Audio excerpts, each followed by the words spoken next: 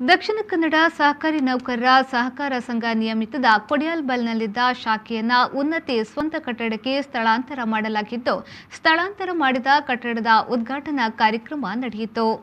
ದಕ್ಷಿಣ ಕನ್ನಡ ಸಹಕಾರಿ ನೌಕರರ ಸಹಕಾರ ಸಂಘ ನಿಯಮಿತದ ಕೊಡಿಯಾಲ್ಬೆಲ್ನಲ್ಲಿದ್ದ ಶಾಖೆಯನ್ನು ಸ್ವಂತ ಕಟ್ಟಡಕ್ಕೆ ಸ್ಥಳಾಂತರ ಮಾಡಿದ್ದು, ರಿಬ್ಬನ್ ಕತ್ತರಿಸುವ ಮೂಲಕ ಎಸ್ಸಿಡಿಸಿಸಿ ಬ್ಯಾಂಕ್ನ ಅಧ್ಯಕ್ಷರಾದ ಡಾ.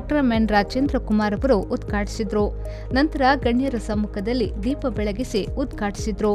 ಇದೇ ವೇಳೆ ಮಾತನಾಡಿದ ಅವರು, ಸುಮಾರು 64 ಕೋಟಿ ಠೇವಣಿ ಹೊಂದಿರುವ ಈ ಸಂಸ್ಥೆ 54 ಕೋಟಿಯಷ್ಟು ಸಾಲವನ್ನು ನೀಡಿ ಸಹಕಾರಿ ನೌಕರರಿಗೆ ಬೇಕಾದ ಸಾಲದ ಸವಲತ್ತು ಒದಗಿಸುವ ವ್ಯವಸ್ಥೆಯನ್ನ ಮಾಡಿಕೊಂಡು ಬರ್ತಿದ್ದೇವೆ. ಮುಂದಿನ ದಿನಗಳಲ್ಲಿ ಈ ಸಹಕಾರ ಸಂಘ ಬೆಳವಣಿಗೆಯನ್ನ ಹೊಂದಲಿ ಎಂದು ಶುಭ ಹಾರೈಸಿದರು.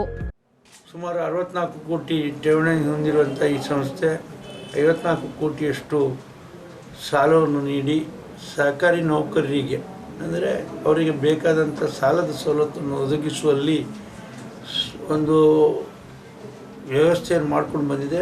ನಾವು ಅವ್ರಿಗೆ ಹೇಳ್ತಾ ಇದ್ದೇವೆ, ಇನ್ನೂ ಎಲ್ಲರನ್ನೂ ಇದರಲ್ಲಿ ಸೇರಿಸ್ಕೊಳ್ಳಿ. ಎಷ್ಟು ಸಾವಿರ ಸಂಖ್ಯೆಯಲ್ಲಿ ಈಗ 1,000 ಚಿಲ್ಲರೆ ಸದಸ್ಯರಿದ್ದಾರೆ.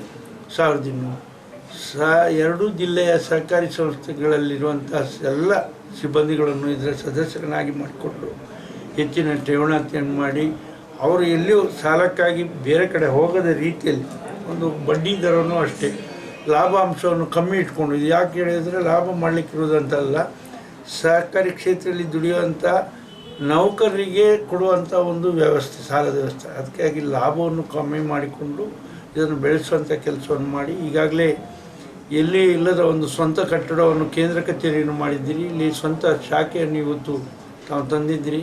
ಈ ಸಂಸ್ಥೆ ಇನ್ನಷ್ಟು ಬೆಳೀಲಿ ಅಂತ ಶುಭ ಹಾರೈಸಿ.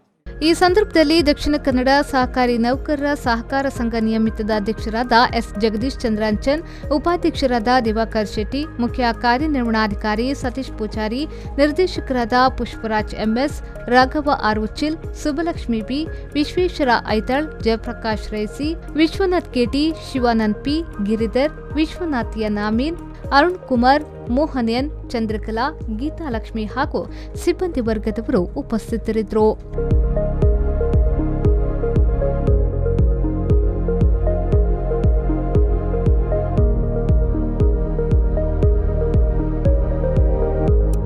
ಶರಸಾಲಿಯಾನ್, ವಿ4 ನ್ಯೂಸ್, ಮಂಗಳೂರು.